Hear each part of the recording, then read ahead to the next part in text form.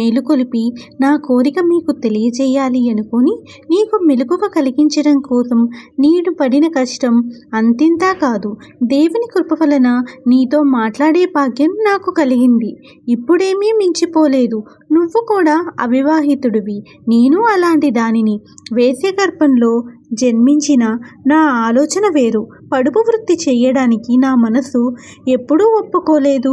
భగవంతుడి సాక్షిగా ఈ క్షణం వరకు నా మీద ఎలాంటి కలంకం కలగదని ప్రమాణపూర్వకంగా చెబుతున్నాను. నేను ఒక ఉత్తమునికి భార్యని సుఖపడాలని నిర్ణయించుకున్నాను.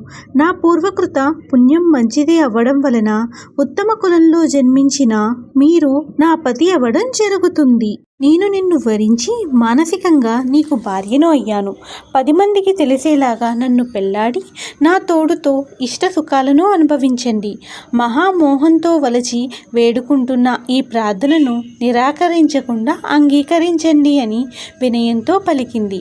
ఆ ప్రకారం ఆ కన్య చెప్పిన మాటలు విని 2 చేతులతో తన 2 చెవులు మూసుకొని చంద్రవర్ణుడు, హరిహరి, ఇదేమి కోరిక, ఇవి ఏమి మాటలు, నేనెవరిని, నువ్వు ఎవరు? బ్రాహ్మణుడైన నేను వేశ్య జాతిలో పుట్టిన నిన్ను పెళ్లాడటమా? బాగు చాలు, ఇది ఎలా జరుగుతుంది? ఇలా పరిహాసానికి చెప్తున్నావో లేక నిజమో తెలియదు, కానీ ఈ మాటలు ఎవరైనా విన్నా నవ్వుతారు సుమి. నిన్ను పెళ్లి చేసుకోవడానికి నేను ఎలా ఒప్పుకుంటాను? సుందరీమణి, సత్యంగానే మీ అభిప్రాయం అలాంటిది అయి ఉంటే ఆ ఆలోచన మంచిది కాదు. ఆ ఆలోచన మర్చిపో. లోకము ఏమైనా గొడ్డుపోయిందా? పురుషులే లేరా? నీకు తగిన వారిని వరించి పెళ్లాడరాదా? బ్రాహ్మణుడిని అతని భార్యగా అవుతాను అని నువ్వు అడగడం ఎంతవరకు సరి అయినది? అయ్యో, పాపకృత్యానికి ఏ వరుడైనా ఒప్పుకుంటాడో? అయ్యో పసిదానివి, పద్ధతులు తెలియగా ఇలా చెప్పావు. అయినా నువ్వు నాకు మహోపకారం చేసిన దానివి అవడం వల్ల నీ మేలు కోరుతూ ఇది చెప్తున్నాను. ఈ ఆలోచన క్షేమకరమైంది కాదు. కాబట్టి సంసార న్యాయాలను అనుసరించి ప్రవర్తించాలి. కాబట్టి నీకు అర్హతైన వాడిని ఒకరిని పెళ్లాడి సుఖింపు. నీకు దేవుడు మేలు చెయ్యనుగాక. ఇంకా నేను నా గ్రామానికి వెళ్తాను అని చెప్పాడు.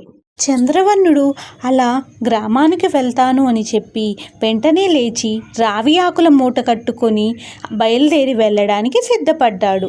బ్రాహ్మణుడు అలా అనగానే అలంకారవతికి గుండె జల్లుమంది. అలంకారవతి తన కోరిక తీరుతుంది అని, తన సౌందర్యం చూసి అతడు తనను మోహించి వరిస్తాడు అని అనుకుంది. కానీ ఆ ఆలోచన అంతా వమ్మైంది. తొందరగా నడుస్తూ బ్రాహ్మణుడి దారికి అడ్డంగా నిలబడి దిగులుతో మదనపడుతూ అతన్ని నిలువరించి, ప్రియవల్లభ, నన్ను విడిచి నువ్వు ఎక్కడికి వెళుతున్నావు? రమ్ము. క్షణమైనా ఇక నిన్ను విడిచి నేనుండలేను. నా జీవితం అంతా నువ్వుగానే భావిస్తున్నాను. నువ్వు వెళ్ళిపోతే నా గతేమిటి? నా ప్రాణాలు ఎలా భరిస్తాయి? జాతి విభేదం కలగడం వల్ల పెళ్లాడను అని అంటున్నారు.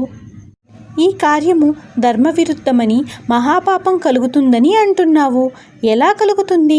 తనకు తాను కోరి మానసికంగా శరీరాన్ని అర్పించిన యువతిని ఆదరించి కోరిక తీర్చకుండా నిరాకరించవచ్చునా? అది ధర్మమవుతుందా? పాపం కాదా? మహాత్ములైన ఋషులందరూ శూద్రకాంతలను కూడా ఇష్టపడి వారి సుఖములను అనుభవించినది నువ్వు చదివి తెలుసుకున్న వాడివి కాదా? ఎన్ని గ్రంథాలలో అలాంటి చరిత్రలు రాయబడి ఉన్నాయో ఆలోచించు. మనోహర, ఇది దోషము కాదు. నన్ను నిరాకరించకు. నేను నిన్ను విడవను. బ్రాహ్మణుడు అయిన నీకు దీనివల్ల పాపం కలుగుతుంది అంటే నేను నమ్మను. ఒకవేళ కలుగుతుంది అంటే జపతప హోమాది క్రియలతో సకల దోషాలను నివారించుకునే శక్తి మీకు కలదు. లేనిపోని సాకులు చెప్పి నన్ను విడవకండి అని ఆపడానికి ప్రయత్నించింది.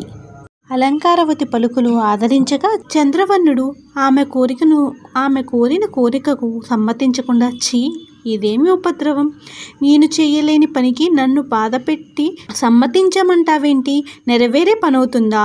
మేలు, జరుగు, నన్ను పోనివ్వు అని విసుక్కుంటూ మాటలు పలుకుతూ తన దారికి అడ్డముగా నిలిచి ఉన్న అలంకారవతిని తప్పించుకొని పోవడానికి ప్రయత్నించాడు.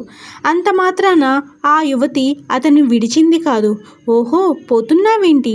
నీతిమంతుల లక్షణం ఇలాగే ఉంటుందా? నా మనసును నీకు అర్పించి నీ భార్యనై ఉన్నాను. నిన్ను నమ్మిన అబలను నన్ను నిరాకరించి పోవడం ఎంతవరకు సమంజసం? నా భర్తవు మాంగళ్యధారణ చెయ్యనంత మాత్రాన మనం భార్యాభర్తలు కాకుండా పోతామా? నేను నిన్ను విడవను. మనమిద్దరం రాజ్యసభకు వెళ్ళి ఈ రాజ్యాన్ని పాలించు రాజుతో మన వివాదాన్ని చెప్పి ఆ రాజుగారు ఎలా న్యాయాన్ని తీర్మానిస్తే ఆ రకంగా చేద్దాము అని అంది.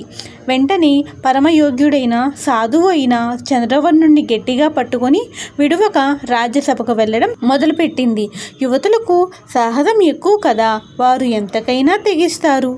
పాపం చంద్రవర్ణుడు ఏమి చేస్తాడు? తాను పురుషుడై ఉండి కూడా ఆ యువతి పట్టును విడిపించుకోలేకపోయాడు.